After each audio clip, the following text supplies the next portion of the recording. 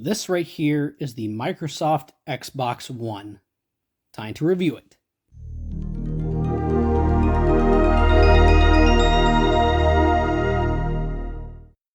There's a theory in the gaming community of what's known as the third console plague.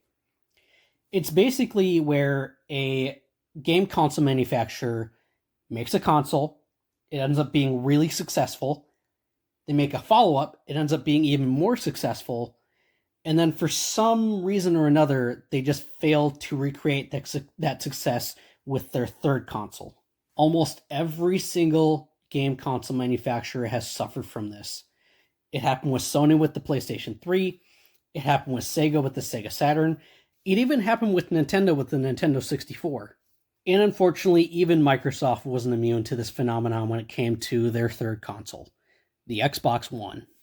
Released in 2013 as a follow-up to the massively successful Xbox 360, Microsoft had big plans for their third console. When they first revealed the console, there was a heavy emphasis on entertainment and multimedia, kind of like what Sony did with the PlayStation 3. Gaming was kind of pushed to the side as a secondary priority, so that kind of confused some people, but whatever. They're still talking about games, so let's just keep going. Then they showed off the design of their new console, which was pretty polarizing to say the least. Compared to the Xbox 360, it was a stark contrast in terms of design. A lot of people said that it looked like a big old VCR than a game console. So that was definitely weird. But the biggest sin of all, Microsoft was heavily pushing always online DRM and Microsoft Kinect requirements for the Xbox One. And that was a complete disaster. Everyone from Xbox fans to gaming journalists absolutely hated the DRM idea. And luckily, Microsoft ended up backpedaling that decision. But even when they did that, the damage to the reputation was already done. And to top it all off was the launch price. So with a newly designed Kinect bundled in with the console with a 500 gigabyte hard drive, the Xbox One launched for $500, $100 more than the PlayStation 4. It took Microsoft a long time to recover from that disaster that was the Xbox One presentation. Luckily, they did end up redeeming themselves with some improvements over the years. So they released the Xbox One S, which is the one that you see in front of you right now in 2016. It slimmed down the design of the Xbox One and also added some well-needed features. They released a more powerful version of the Xbox One called the Xbox One X in 2017, which gave the system 4K capabilities. And probably the best of all, at least in my opinion, Microsoft brought back backwards compatibility, which originally was completely absent when the console launched. Not only could you play select Xbox 360 games on Xbox One, but also original Xbox games, which was awesome. Plus, later on, Microsoft introduced Xbox Game Pass, which is probably the best thing to happen with the Xbox brand recently. For a small monthly fee, you can basically download and play any game that's on the Xbox Game Pass service for as much as you want, as long as you have that subscription, which is kind of like Netflix, but with Xbox games. It's honestly really, really cool. Overall, the Xbox One ended up selling about 58 million units worldwide between 2013 and 2020, which honestly isn't too bad. But if you compare it to the sales of the Xbox 360, it pales in comparison. It may not have recreated the Xbox 360 success, and it was definitely a very hard lesson for Microsoft to learn. Honestly, I think Microsoft learned a lot from the mistakes that they made with the Xbox One, because where they're at right now with Xbox Series X and S, I think they definitely learned a lot from their mistakes. Like I said earlier, this is the second model of the Xbox One called the Xbox One S. Just like the Xbox 360 S, this is a slimmed down, more refined version of the Xbox One. Basically, it no longer has an external power supply, which, despite how big the original Xbox One was, yes, it did still have an external power brick, which was kind of weird. But yeah, they switched to an internal power supply, they slimmed down the design, and also gave the system capabilities for playing 4K Blu-rays, which is awesome. Which honestly was one of the main reasons why I got an Xbox One S when I upgraded to a 4K TV for the first time. And just like I mentioned before, in 2017, they released a more powerful version of the Xbox One called the Xbox One X. Again, that one can also play 4K Blu-rays, but it can also play games in 4K, which this one unfortunately cannot. But it can still play 4K video content, and it does it great. So on the front of the console, we have our power button, which was originally touch sensitive on the original model. Same thing goes with the eject button. We have our slot loading Blu-ray drive. We have a sync button for syncing controllers to the console, as well as an IR receiver for a media remote. And then we also have a single USB on the front. Originally on the original model, it was actually on the side, which thankfully they moved it to the front, which is a lot more convenient. Although kind of sucks that they only give you one. Oh well. On the left side of the system, there's nothing. On the right side, same thing. On the top, we have our Xbox logo as well as a huge cooling fan, which honestly, this thing is like whisper silent. I don't think Microsoft really needed to go with such a huge cooling solution for their Xbox One, but considering the thermal issues that the Xbox 360 had, I think they were just playing it safe. On the bottom of the console, we have another Xbox logo. We have Xbox One, model 1681, and then a little Easter egg from Microsoft. Hello from Seattle, which is where Microsoft is located in. On the back of the console, we have our AC power, HDMI out, as well as, oddly enough, HDMI in. This was a big feature that was being shown off when the Xbox One first launched. Basically, the idea was you could take the HDMI cable from your satellite or cable box, hook it into the Xbox One, and basically watch TV through your Xbox. I don't know if it allowed you to also use your Xbox as a DVR system. I haven't tried that myself, although it would have been really cool if you could do that. But again, I'm not entirely sure. We also have two more USB ports, an IR out, optical audio, and Ethernet. There's some more information about this particular Xbox One S. And this particular Xbox was manufactured October 20th, 2016. So what exactly is powering the Xbox One? Well, for starters, for the CPU, it uses a custom AMD 8-core Jaguar-based APU clocked at 1.75 gigahertz. And then on the Xbox One X, they overclocked the chip to 2.3 gigahertz. For memory, it has 8 gigabytes of DDR3, and on the One X, they increased it to 12 gigabytes of GDDR5. For storage, it uses a SATA 2.5-inch hard drive, and the Xbox One came with either a 500 gig, 1 terabyte, or 2 terabyte hard drive. For resolutions, the Xbox One supports 720p, 1080p, 1440p, and 4K. 1440p and 4K is only available on Xbox One S and X. And again, like I mentioned before, the S model can only play 4K video, while the One X can play games in 4K. For a graphics chip, it uses the one that's built into that AMD APU. On the original model, it was clocked at 853 megahertz, and on the S model, they clocked it slightly higher to 914 megahertz. And on the One X, they overclocked it even further to 1.172 gigahertz. For sound, the Xbox One supports stereo, 7.1 surround sound, Dolby Atmos, and DTS-X. For connectivity, all models support gigabit Ethernet.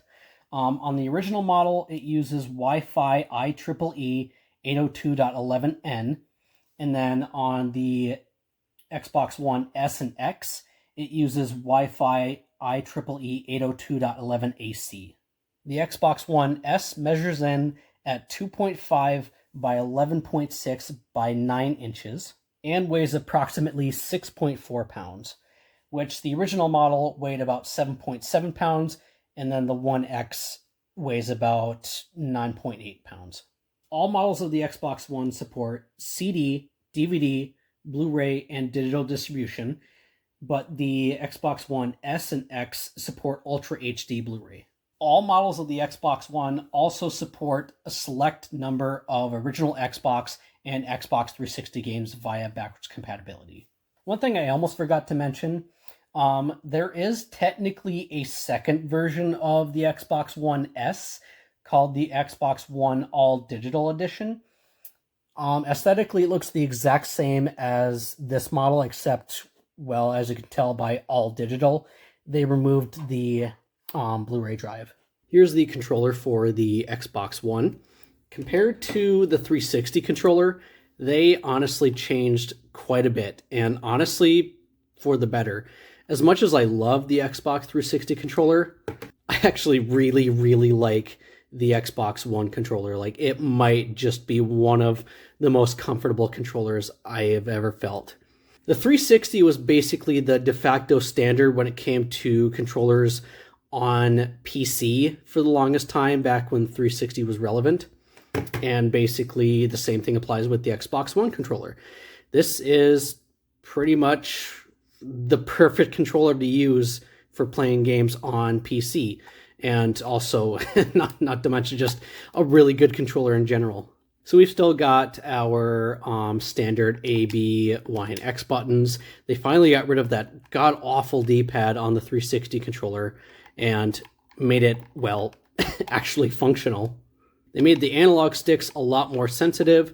They still have the start and select buttons, although now they're remapped to certain functions on the Xbox One menu. But they basically function the exact same way in-game to the start and select buttons.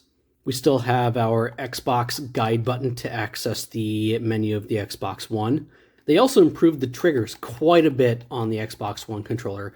They feel a lot more like tactile, I'd say. It's kind of hard to explain, but like they feel a lot more tactile and also like way more sensitive too. Like when it comes to racing games especially, like this is my go-to controller. Just the triggers feel so good. One really cool thing that they added on the Xbox One controller is they added a vibration feature on the triggers, which I thought that was really, really cool when I first tried out the Xbox One controller. So for example, in like say a racing game, basically if you like brake hard, the vibration will actually like somewhat push against the triggers and kind of give a little bit of resistance. It's not nearly as advanced or as intense as the DualSense triggers on the PS5 controller, but it does add a little more immersion in the experience. Which is why personally, when it comes to racing games, I definitely prefer the Xbox One controller. It is my go-to for those types of games. They also got rid of that proprietary controller port on the Xbox 360 controller in favor of micro USB. So that way you can either use it as a wired controller or you can just plug it into your console or your PC to sync up the controller. We also have an extension port right here, which is basically used for plugging in a keyboard or back when the Xbox One first came out, a headset. Because this is actually a slightly newer revision of the Xbox One controller, which aesthetically it looks the exact same, except they actually added a headphone jack on the bottom, which was definitely a really, really nice feature to have. Because if you recall, the 360 controller, I mean, it did have a headphone jack, but it was one of those smaller styles. And like I mentioned before, in order to actually use a headset with your Xbox One back when it launched, is you either had to use a Bluetooth set or you had to use one that connected to this little proprietary port. The controller still uses AA batteries, which may be a bit of a disappointment to some people, but if I'm really being honest, like the battery life on the Xbox One controller using AA batteries is actually really, really good. I think they say it's estimated to be around like 20 or 30 hours, more or less. I could be wrong, but it's around that ballpark. And just like the 360 controller, they did also make rechargeable packs for the controller that you can use instead of AA batteries. Honestly, the Xbox One controller was such a huge improvement that Microsoft just decided to reuse it for their new console.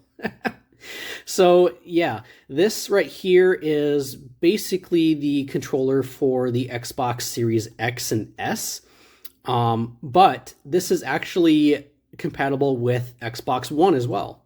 And it basically functions the exact same way as the Xbox One controller. You have the same button layout and everything. They changed up the D-pad a little bit. They added a capture button to have more ease of access with screenshots and video recordings. They replaced the micro USB with USB-C and also just overall tweaked the design up a little bit. I quite like it. It's a great controller. And yes, this one does still use AA batteries. Let's talk about my games that I have for Xbox One, starting with my physical ones. So in terms of game prices as of recording this video in 2024, they're pretty much like the lowest that they're probably going to be like ever. So if you have been wanting to dive into the Xbox One library, now is the time because most titles for the system are dirt cheap. With the exception of some newer releases that released within like the last year or so, those ones will still be close to full retail price. But for the majority of the older titles, like, yeah, very, very affordable. Let's start with Halo 5 Guardians. This was a widely anticipated release for Xbox One back in 2015. This game basically picks up right after or around the events of Halo 4, and they introduce a new character. Throughout the game, you basically switch roles between the Master Chief and the new character that they introduced in this game, and I actually kind of like it. I know that like campaign-wise, it was pretty polarizing, but the multiplayer is actually really, really good from what I've heard. Plus, for the first time ever in the series, Halo 5 runs at a buttery smooth 60 FPS on Xbox One. And let me tell you, it plays so good. It's definitely not the best Halo game, but I still quite like it. Gears of War 4, also known as a game that we didn't really need. So, the first three Gears of War games were some of the best third-person shooters on Xbox 360.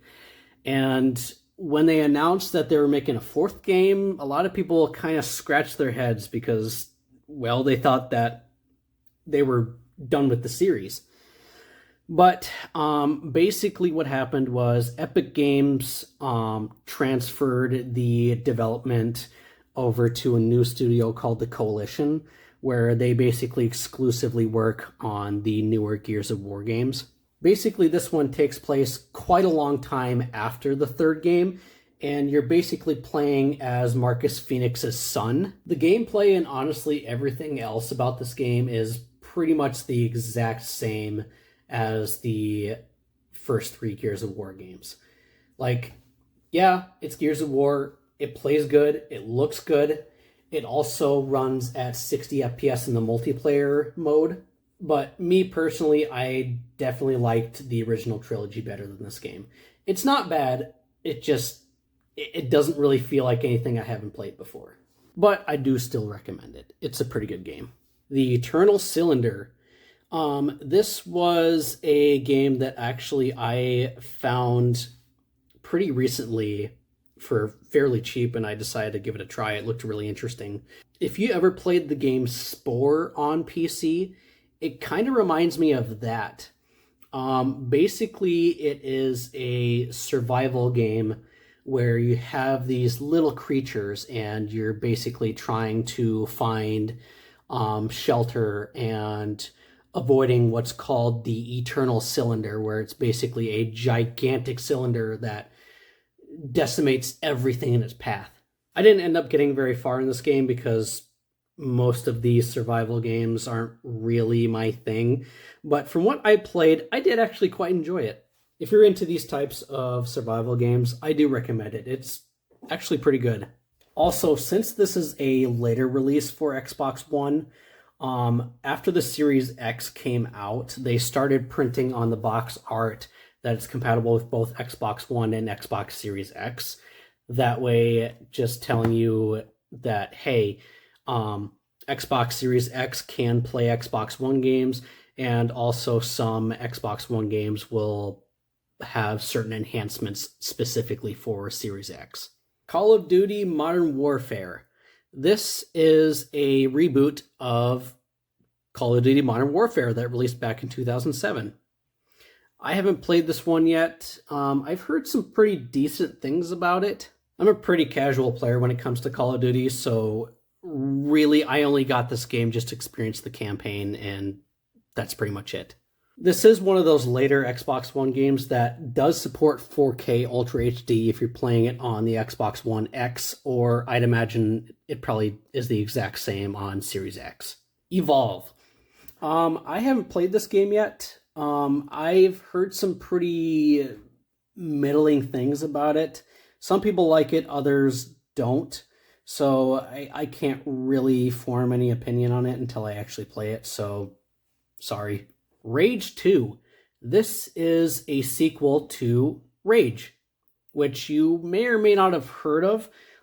It was a pretty quiet release back in 2011. It was made by Bethesda and id Software, which I actually quite enjoyed the first Rage game. So it was pretty surprising to see them actually making a sequel. I haven't played this game, although my wife has, and she thinks it's a pretty alright game, although it feels a little too Borderlands-esque. Like, it doesn't really have its own identity. It kind of feels like it's trying to be Borderlands a little too much. But it still plays good, it looks good. It's just not really a game that you want to come back to. But I still recommend playing through it at least once. Gears of War 5, or in this case, Gears 5, because now it's not about war anymore. I don't really know why they changed it. Anyways, this is obviously a sequel to Gears of War 4. I'm currently playing through Gears of War 4 right now, so I haven't gotten around to experiencing this game yet. Like all the Gears of War games, I've heard some pretty good things about it. I am hoping it's at least a little more unique than Gears of War 4 was. Here we have a combo pack that I have in my collection, which comes with Gears of War Ultimate Edition and Rare Replay. The former is basically a remastered version of the first Gears of War game. This came out, I want to say, around the time that Gears of War 4 was releasing, just to kind of hype up the game, I guess. I haven't played the remaster, although I definitely enjoyed playing the first Gears of War when I first played that, so I'm sure I'll enjoy it here as well. And then the latter is Rare Replay. This was actually a pretty surprising release for Xbox One. Since Microsoft owns Rare, up to this point when this game came out, Microsoft wasn't really doing much with their IPs. At most, they were publishing some like Xbox Kinect titles. So when they announced a compilation of 30 of Rare's best games on Xbox One, like, people were very excited, and for very good reason. Rare made some of the best games of all time, so being able to experience 30 of them on Xbox was quite a magical experience. It is one that I most definitely recommend. Psychonauts 2.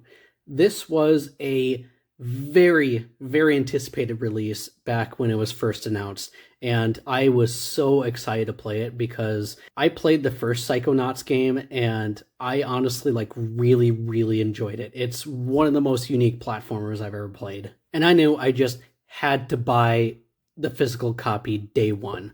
This right here is the Mother Lobe edition, which is basically the special physical edition of the game. Basically, it comes with both an Xbox One and Xbox Series X copy of the game, as well as some extra little tidbits and whatnot. I absolutely loved Psychonauts 2.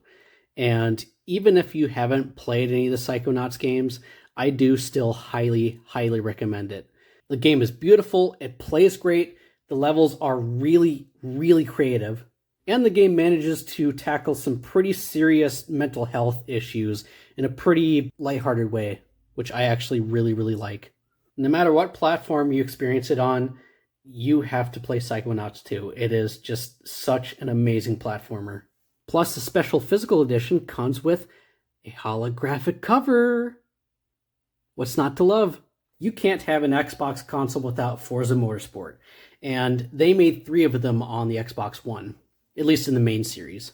And then they made 4 in the Forza Horizon series. Forza 5 was a launch title for the Xbox One and really showcased the graphical power of the console, as well as showcased the vibration trigger functionality on the controller. And then later they released Forza 6 to commemorate the 10th anniversary of Forza Motorsport. And then the most recent Forza Motorsport game that they made on Xbox One was Forza 7. Forza 5 and 6 are such amazing racing games. I love the Forza games, and these two are no exception. I play these all the time. Forza 7, on the other hand, it's good, because it's a Forza Motorsport game. It's a little hard to screw up Forza Motorsport, but just something about it just didn't quite live up to the quality of these two. But like I said, it is still a good Forza Motorsport game. I do recommend it. Do keep in mind, this one in particular can be a little more difficult to obtain. They actually delisted this off of digital storefronts a while ago, so a physical copy of this game can be a little more spendy, and also DLC for the game is pretty much impossible to obtain now. I love me some Battlefield games, and Battlefield 4 is one of my favorites. This game released during the launch of Xbox One and PlayStation 4 and showcased the brand new Frostbite 3 engine. The game also released on PS3 and Xbox 360 and played great on those consoles, but on PS4 and Xbox One, this is the definitive experience right here. The game looks and plays great even today, and surprisingly, despite this game being over 10 years old, the online community is still very, very prevalent. I usually end up playing some online matches in this game pretty much almost every weekend. If you like the Battlefield games, or really any military first-person shooter, Battlefield 4 is definitely a must. Also, a little side note, one kind of controversial thing about this game when it released was the resolution that it was running on the new consoles. Basically, this was a game releasing on brand new consoles, showcasing amazing graphics, but the resolution on PS4 only ran at 900p, and on Xbox One, the game only runs at 720p. So, seeing a brand new game releasing on your brand new console running at a resolution that was basically the same as your old console was kind of weird, but honestly, it doesn't bother me all that much at all. The game still plays perfectly fine on Xbox One. Titanfall. This was a highly anticipated release by Respawn and EA back in 2014, and rightfully so. It was made by some of the same developers as Call of Duty. It is awesome. I unfortunately couldn't experience this game back in its heyday because, well, I didn't have an Xbox 360 or an Xbox One back then. But when I finally picked myself up an Xbox 360, I played the hell out of this game, and then later got a copy on Xbox One.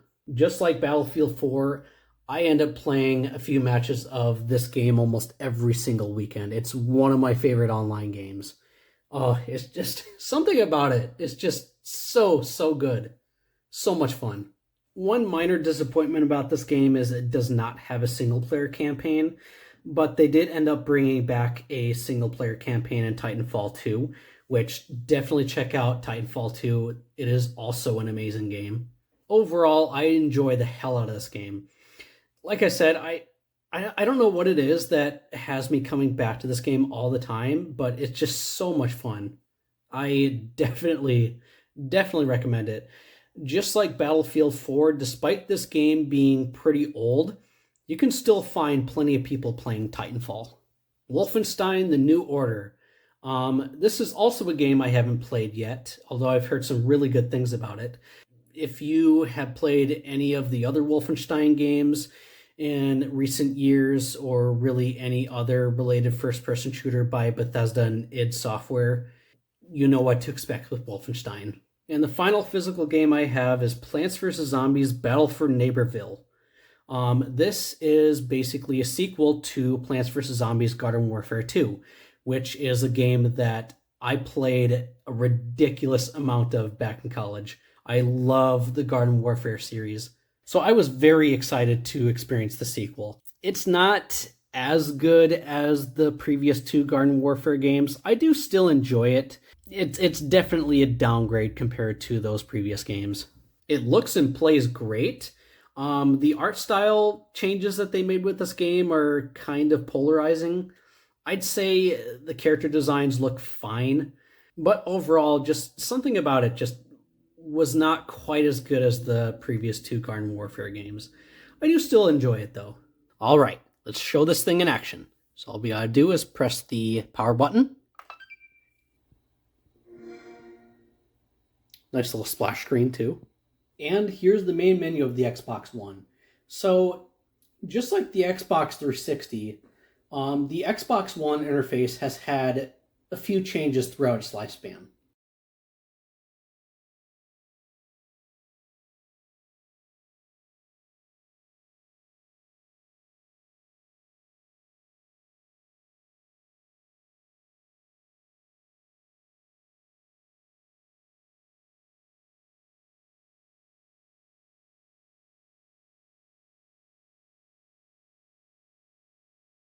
This one right here is the most recent update, and I believe it's basically the exact same interface that they use on Xbox Series S and X.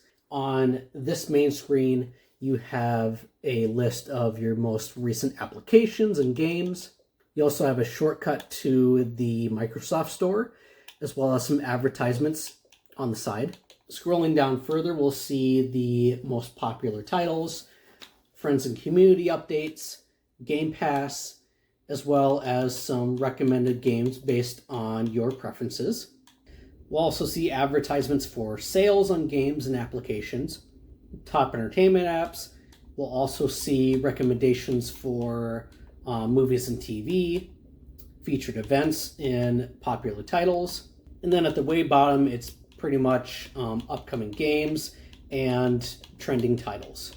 Up at the top, we'll have a shortcut to our games and applications, which is where we can access all of our games and applications that are installed on the Xbox.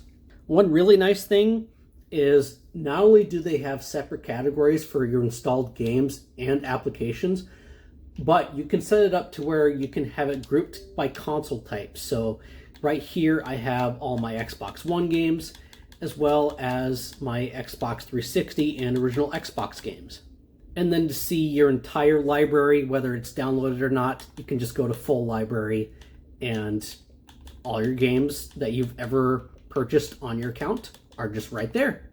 If you go to the Manage tab, this is basically where we can check on updates, as well as maintenance on our storage devices, as well as a short list of settings such as whether you want to have automatic updates turned on or off, remote access, network transfer, managing our Xbox subscriptions, as well as UI sizes. We also have a search tab if we want to look for a specific game or application. And then at the way bottom where you see all storage, that is basically a storage analysis of our main storage on the Xbox. So this includes both the internal storage as well as external storage that you have connected via USB.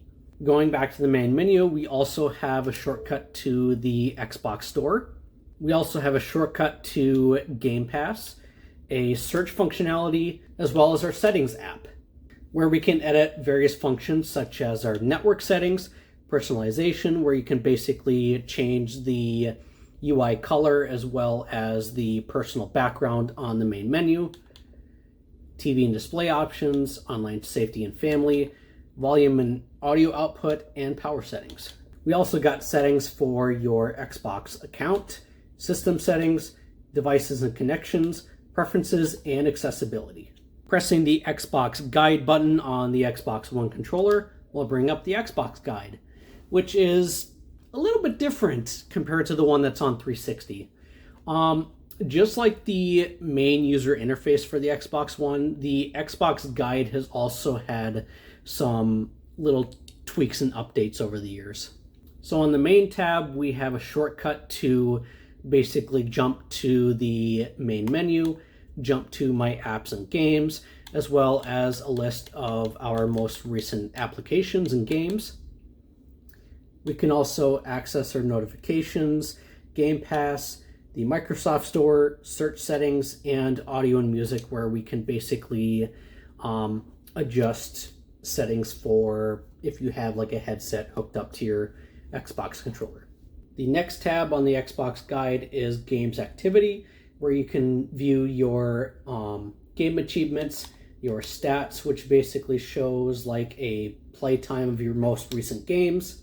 We can also see what people on our friends list have been playing, looking for groups. We can access events that are going on in popular titles, as well as going to the official club tab of the most recent game that you played.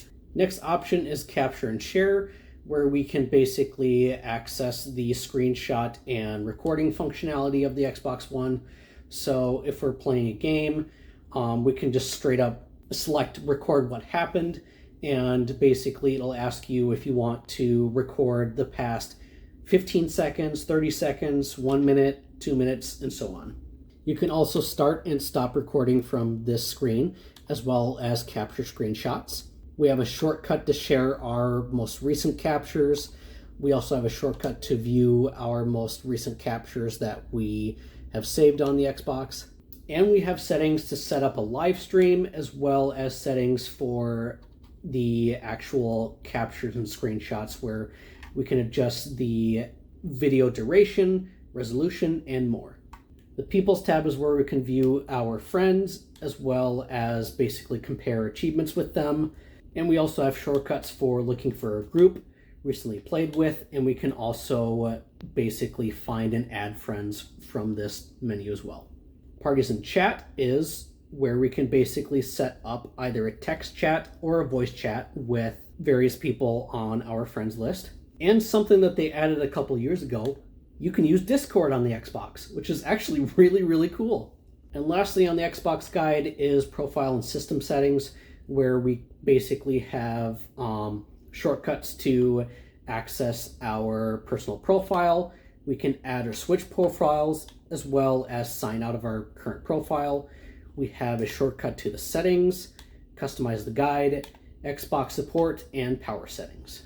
With the Xbox Guide pulled up, there's also at the top right corner of the screen, you can see your gamer points, your battery life on your controller, whether your microphone is muted or not, and the current time. So this is the part where I normally would go over my digital games for Xbox One, although it's kind of a mishmash of demos, trials, and some other odds and ends here and there. Because basically with Xbox One games, it groups all of your demos, trials, digital games, as well as disc-based games all in one, and it's kind of a mess. So I'm just gonna gloss over most of these. I've got some pretty good ones here, like the Battletoads remake. I've got Far Cry 3 Classic Edition. I've got the multiplayer installed for Halo Infinite. I've got Killer Instinct, which was actually a really, really good reboot of the Killer Instinct franchise. I think it was also a launch title as well. And if you purchase the special edition of Killer Instinct, it also came with ports of the original arcade Killer Instinct and Killer Instinct 2, which is really cool. I also got Mad Max, Need for Speed Heat. I also got Plants vs. Zombies Garden Warfare on here. And of course, I have to have some pool games installed as well, because I love pool games. I don't know why. I have a problem. We've got Saints Row 4, which was actually one of my personal favorites. That was actually a really fun game. We have a remaster of Vanquish, as well as a remaster of Voodoo Vince, which was actually a hidden gem on the original Xbox. Pretty good game. And then I've also got my Xbox 360 and original Xbox digital games here, but I'm sure you've probably seen most of these in my previous reviews, so again, I'm just going to gloss over these as well. Got a couple Xbox Live Arcade games here, some retail games as well. We've got some original Xbox titles installed, including MX Unleashed, Psychonauts, and of course Star Wars Battlefront 2. Love that game. It's time to show off some gameplay. Oh yeah.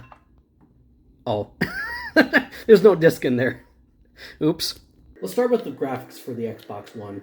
Now, I know that the console is only a little over 10 years old, but honestly, even some of its early games like Forza 5, for example, which was a launch title, still looks pretty damn good. Graphical fidelity is pretty much on par with PS4, at least in later titles. Really, the only difference is in some cases of the resolution, like Battlefield 4, for example. It runs at 900p on PS4 and then 720p on Xbox One. If you have an Xbox One X, the games that support the enhanced features of that console look even better. The Xbox One controller is a huge improvement over the Xbox 360 controller. And that controller was already comfortable to begin with, but this is even better. Especially the analog sticks and the triggers on the controller. The analog sticks have a lot of travel and are very precise. They feel a little more loose compared to the 360 controller, but honestly, that doesn't bother me.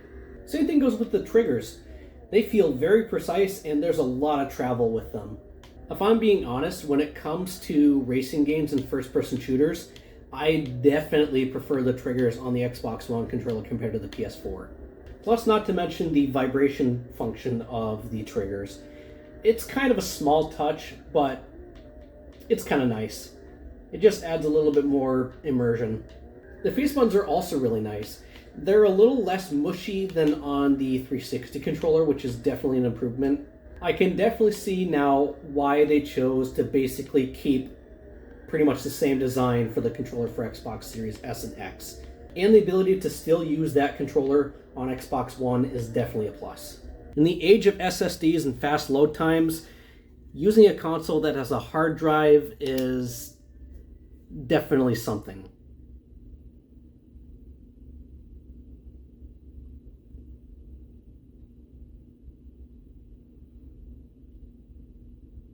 Yep, that was in real time. It's not terrible. The load times definitely vary depending on what you're playing. If it's a more simple title, then it's definitely usable. But if it's a more complicated game, like Forza, for example, when I exited out of the race, it took like a solid 10 to 15 seconds to load back to the menu. You can definitely feel the load times in some later games that came out on Xbox One, like Psychonauts, for example. I remember when loading up my save file, it would take a solid 2 to 2.5 minutes to get into the game, which compared to Xbox Series S and X, where it basically took a matter of seconds, yeah. I can definitely see why they decided to go with SSDs instead of a hard drive. And you can luckily use an external SSD with the Xbox, and that definitely does make a little bit of a difference. But in terms of that internal hard drive, I think you can upgrade it like you can on the PS4. It's a little bit more complicated on the Xbox One because you basically have to actually full on take it apart and void your warranty to get to the hard drive. So realistically, if your console doesn't have a warranty, you could just replace that hard drive with an SSD and totally be fine. But that option might not be best for everybody, which is why I'd say the second best option would be to go with a external SSD. There was a trend in the PS4 and Xbox One era that a lot of people were starting to notice, and that is the lack of split screen in a good majority of titles. Like Halo 5 here, for example. There was some controversy when it first came out because it was the first time that Halo didn't have a split screen mode. That may not have been a big deal to some people, but for those who were used to having a split screen option, it was kind of odd. Plus, there was a lot more emphasis on online only games with Xbox One and PS4 compared to PS3 and Xbox 360, which has a lot of people questioning the longevity when it comes to the communities of those games. Like the original Titanfall, for example.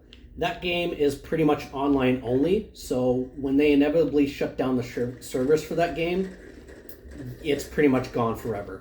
But on a more positive note of the online features for Xbox One, the ability to straight up live stream from your console was a huge deal when it first came out. Plus, not to mention the overhauled social aspects of the console was definitely a big upgrade from the Xbox 360, especially when the console later on got support for Discord. One of the best aspects about the Xbox One to most people has got to be backwards compatibility with Xbox 360 and original Xbox titles. Now, I did mention earlier that not every game will work on Xbox One. There are a select handful of titles that are part of the backwards compatible program. They do have quite a good selection for the ones that do work on Xbox One. And for the most part, they play perfectly fine. There may be some instances of a few little quirks here and there since it's not running on actual hardware and it's just running under emulation. But for the titles that they have on the backwards compatible program, most of them work flawlessly. Plus, the games are upscaled with full 1080p or 4K if you're running it on Xbox One X. And I gotta say, they look great upscaled on Xbox One. More so with Xbox 360 games. Obviously, like original Xbox games look great upscaled, but you can obviously tell there are some flaws with like the textures and the polygons on the characters. So it's not going to be perfect, but it does look better and plays better than on actual hardware, at least to me. I can't quite remember if Microsoft said that they're done with the backwards compatible program, but if they are, I do wish that they'll reconsider eventually and start bringing more games to that program.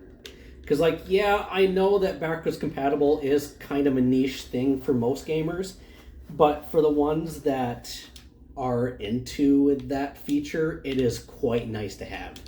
And the way the Xbox ecosystem works, whatever backwards compatible titles that you purchase on Xbox One will also work on Xbox Series S and X.